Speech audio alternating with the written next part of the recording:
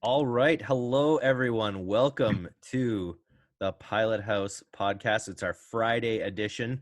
We're going to try to do this every Friday where we get together with the principals of the Pilothouse business just to talk about what we've seen working in the field this week specifically. And week over week, we hope to be able to update some of our findings and we'll sort of keep everyone up to date on all the things that are working in the wonderful world of e-commerce and lead generation agencies. Welcome to the Pilothouse podcast, guys. How you doing? Well, Oh, good. You're good. Pretty good here. I think everyone knows everyone here. Is there any value in talking about a little bit about who we are, or should we just go right into it? let's get into it. All killer, no filler, Eric. Let's go. All killer, no filler. Yeah, we were trying to come up with some good names for this, and that will have to wait for a future episode. So let's get right into it. The first thing that we have on our list right now that I think is one of the juicier ones is we're seeing that poll ads are working really well on Facebook ads. Who can talk a little bit about poll ads and what we're doing and what we're seeing? I can talk a little bit about that. Sorry, I'm just trying to block my computer from making a bunch of notification noises here. Yeah, so I mean, poll ads, we're running quite a few different campaigns right now to test them out. We're seeing some pretty interesting stuff. For people that don't know what a poll ad is, it's Facebook. It's an ad type on Facebook. It's actually a thing that goes on top of video ads. So it only works on video ads, but it allows you to type in a question and provide two answers that your audience can basically fill out and press. And the cool thing is each of those answers can divert to a different page. So if you said, what's better, cats or dogs, people press cats, they go to a cat page. People press dogs, they go to a dog page. Pretty interesting stuff in terms of what you can do. We've had a lot of success bringing people through polls into quiz funnels because it kind of just continues the asking questions all the way through. And what we're seeing out of the gate is CPAs are around 20% cheaper for some of our stuff. The interesting thing is that our front-end costs look a lot worse. So CPMs are higher, which isn't always a bad thing, but they are higher. CTRs are a little bit higher, but CPCs are like 25% higher to actually get someone to fill out that, to actually press that button. But once they do, they're going way further through the funnel, more add to carts, more, actually getting to the end of the flow. Jeff, you mentioned pushing them from that ad unit into a quiz. Are you passing data through the poll into the start of the quiz or something like that, or?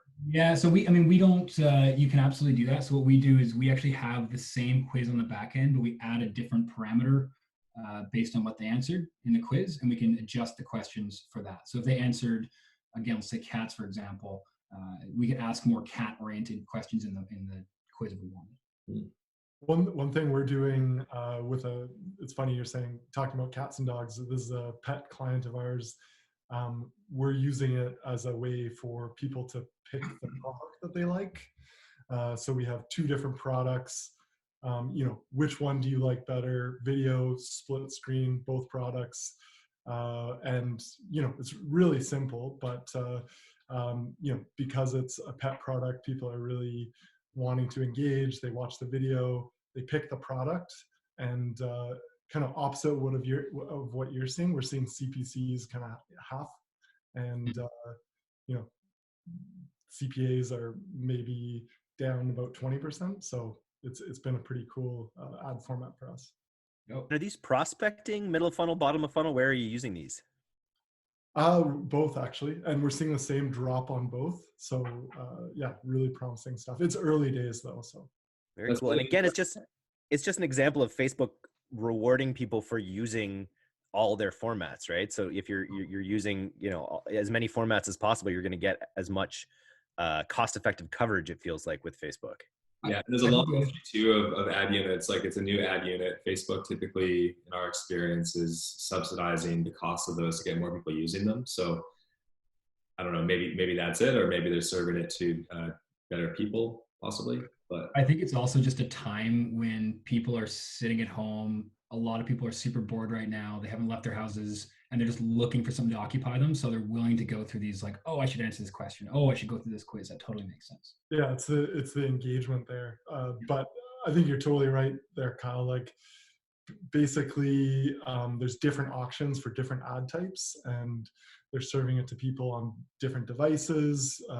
So you really just, it's all about maximizing it, right? Very cool. Nice. And so quizzes are something that we've been doing with advertisers for a while now. And obviously this is, it's more of a reason to be trying these types of things because traffic is getting, traffic is cheaper these days. Can we speak a little bit about what we're doing with quizzes? Are we mainly using Typeform? That's what I've used most of the time for quizzes. That's what I've been using on some lead generation clients. Super easy to set up. They just make it super simple. We just iframe it into a page that we have hosted somewhere else. You get really good stats out of it for sure. Nice. And it's elegant. Like it's just a really elegant user experience. People, because of just a little bit of animation that they use is enough to really compel people to do them. We're also, just on the quiz topic, we're also using like landing page building tools and just having questions. The questions, whether they're routed or not, like yes, no, they go to the same next page, obviously with the goal just to push the consumer through. So your quiz doesn't necessarily need to be fully interactive or have conditions on it for it to work. Nice. I would say use Typeform as a good proof of concept. And if it works really well, keep using it. But if you want to go really in depth or really brand it as your company, it's probably easier just to get something custom coded once you prove the concept with Typeform. Very cool. One of the other things we wanted to talk about today was how we found a new functionality. Maybe we're not even actually sure if it's new, but with pinning comments to frequently asked questions, pinning advertisers' comments to the top of comment threads when there's a lot of frequently asked questions. That's something that obviously answering those questions on ads, making sure that you're engaging your customers who are commenting on your ads, whether it's positive or negative. Let's just talk a little bit about comments on ads and what we're seeing there. Yeah, I can jump in there real quick. So the functionality, we know it has existed for a while, but it's more so coming up with creative ways on how to use that. And I think a lot of people, especially top of funnel prospecting, you're running an ad that's splashy. It's getting people's curiosities activated.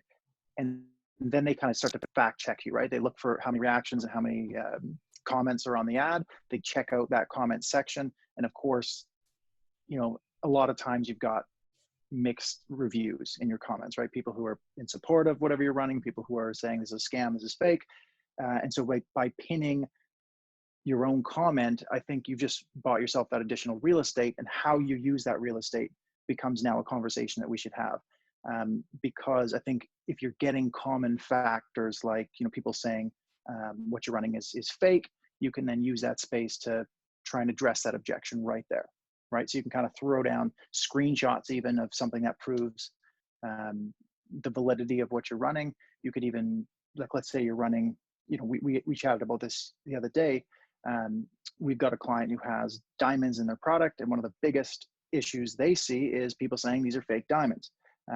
So posting a comment to your own ad with even a screenshot of the diamond certificate could be a really cool way of basically being like, no, check this out, this is real stuff, before they've even made that click to your website. So you're addressing that concern up front. What do you guys think? Is there any other ways we can leverage that space?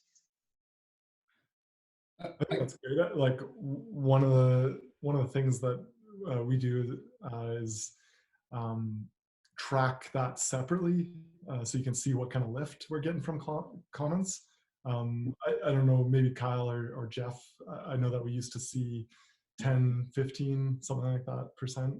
Yeah, totally. We've definitely measured that, Stern, and using, sub IDs or different UTMs or whatnot for your comments. Obviously, it's a must do if you're not doing it. And I think on average, this is across maybe 15 ad accounts, and we measured this a year ago. I think it was a 15% lift in revenue. And so there's obviously your customer complaints and keeping customers happy and engaged, keeping your page score, high quality and whatnot. But, at the end of the day, you can get a massive lift if you're managing your comments properly. I didn't even know that you could pin comments until you said that the other day, Dave. So what other ways could we use it? I mean, addressing objections. What about even teasing? Like, could you tease different steps in a form so that you almost can have people go to different because you can use those link outs as different, redirects, and then make sure you throw on those parameters so you can actually measure, are these comments getting any traction? Yeah, it's a good idea. I mean, you could try putting multiple products just in the thread and see what happens. I mean, people kind of forget that the thread or the comment thread becomes part of your ad. It's as much of the ad as the description is, or the text box is, really, when you get there. So I mean, Even more so in a lot yeah, of ways. Like when I'm looking at any kind of conversation online, even, whether it's an article I read or a product I'm looking at, I almost like I will always look at the comments. I'll always look at the conversation that's being had about things. 100%. Yeah. Very cool. Nice. Okay, well, let's keep it just rapid firing here. We're going to keep these things short and sweet, to the point, all killer, no filler, nugs, as we say. Golden nuggets. The golden nuggets. Okay, let's talk about the big one then. Let's talk about what we're seeing right now with campaigns that are using lifetime budgets, and how we're basically squeezing maximum results from these lifetime budgets campaigns. Stern? Yeah, I can jump in. Basically, yeah, we got a hot tip from one of our big clients. They were testing different campaign structures, bid types, and they were playing around with lifetime budgets. Something that we've seen some success and or some mixed results, really. But obviously things have changed. Current climate, auctions changed. And they've started to see that traction. So we, a week ago, put in a test on that client's campaigns, basically a split test between our normal daily budget campaigns and lifetime budget campaign, and we saw CPA drop by about 35%, which is obviously huge. Yeah, so with that, we've kind of replicated it elsewhere, and we're seeing really strong results. I think the moral of that is really keep testing, even if things aren't working a few weeks ago. They may work in a week or two. It's just one of those things. On that note, Stern, because we've definitely run lifetime campaigns in the past, right? And they've been a success, and then typically peter out because for whatever reasons back then they stopped working. And so that, to your point, I think the important thing there is always cycling back through different strategies. And just on the lifetime budgets, I think it's important we kind of share some specifics on that, because there's kind of a tactical component to that, Stern, where you set a lifetime budget and then every day you're actually adding budget to it the next day. And so do you want to talk specifically on how we do that internally? Yeah, I mean, I think just the mechanics of a lifetime budget, like, we'll set it up maybe initially for 7 days or 2 weeks. Divide that by the budget. Sorry, pick the daily budget, multiply that out, and then put the lifetime budget as what it's projected to be. But as we're getting close to it, or if we want to scale that, every day, just adding more budget into it and changing the end date. So you can really keep it going on as an evergreen campaign. If it's successful, you can scale it, you can decrease budgets. It just takes a bit of a different kind of approach to daily maintenance for it. But yeah, if you're seeing the success, you got to let it ride. What do you set as your lifetime budget? Just the aspirational amount that you'd like it to set? Do you set something comically large, or what do you actually even put in there? Like basically, if I want to spend $100 a day, and it's a 7-day lifetime budget, then I'm going to do $700, right? And if I want to scale that up, you just have to kind of take what it's already spent, what's left in the budget, divide that by the amount of days. And like Kyle said, you can kind of do that on a daily basis, or you can do that, spread it out for another week or another week. But we found really great success with just doing it on a daily basis, setting the budget for the next day.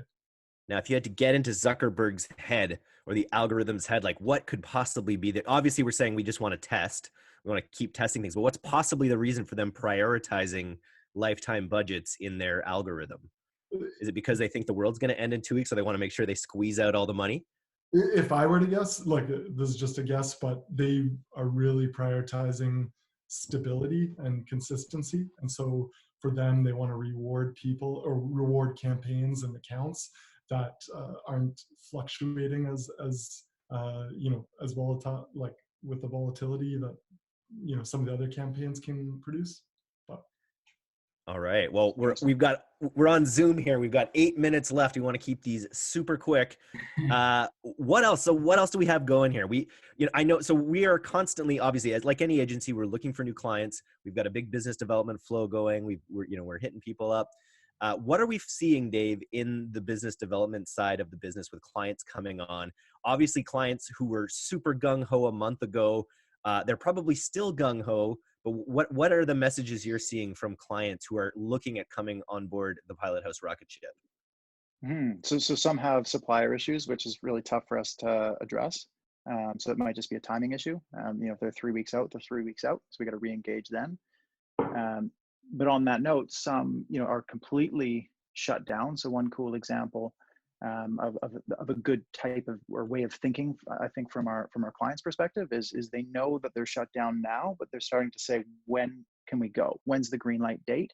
And then we're helping them kind of get in that mentality of building a runway up into that green light date, so you can actually start building content. Hit up your influencers, create that content now when you have downtime, so that when that piece of news hits that says your industry is back alive, you're going to hit the ground running.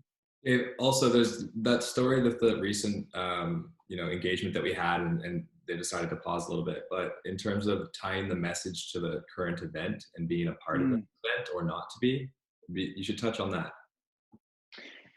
Yeah, so obviously a lot of considerations with this brand. They had recently received funding, so a lot of stakeholders, a lot of investors who are advising on what to do, and so they're sort of torn between this sort of customer acquisition, go advertising's cheap, make it happen, versus sort of a mentality of why risk it, right? By putting your neck out there, you might do, quite honestly, what a lot of their competitors are doing, and frankly is rather distasteful. And so they're kind of seeing it as, hey, by starting now, we might do more harm than good. And so that's a challenge with us, and we tried to just obviously be as transparent and honest about the situation and what we're seeing from other brands. But then also at the same time trying to tell them, hey, don't just sit on your hands, because you could actually be missing a huge opportunity here. I think the other part to that is that, and I think, Dave, we were talking about this, is that we're entering a time where we might come out as a society in a very different place than we went in terms of habits and the way people get their goods and what people, like how people shop. And, God forbid retail goes, like storefront retail just completely goes out of business. That'd be a very bad thing. But, being forced to go online is what a lot of people are doing. So do you want to be part of that new habit forming time? And that's something we're seeing some success with in terms of messaging to clients, because it does make sense. It does make sense to get in front of eyeballs right now and try and become part of that new way of shopping and existing. The challenge is, like, you don't want to miss that wave either, right? So, stopping paid marketing and waiting till the situation cools off, you might miss the boat. So you can do it in an efficient, toned down way and really see if you can figure out an angle or a message that resonates. And at that point, that might give you a signal for the rest of the business, whether the time's now or not. But if you kind of cut that off, you're really kind of going forward blindly. Especially right now when traffic's so cheap. Like, come on, let's do it. Well, this has been a great first nugget session that we've had here. My last nugget would be, like, if you want a cool ass background like I have on mine, all you got to do on your Zoom calls, because we're all doing Zoom calls now. What I just saw, Zoom stock just went up by 500% or something. Their volume is just massive. But if you click the little arrow right beside your video, you can choose a virtual background. You can upload an image. You can pick offensive, whatever you like. You can put all sorts of things in there. And these guys aren't taking advantage of it quite yet because they have such nice homes that they want to show off.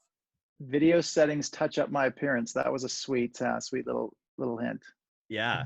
Oh, we got Andrew with a nice Tofino background there. So in order to recap today, there was one other thing that we have a few minutes for. Jeff, talk a little bit about custom calculations and ads reporting. Oh yeah. So a lot of people don't seem to know this, but there's a second. So outside of Ads Manager, where you're actually managing your campaigns, there's a second part called Ads Reporting.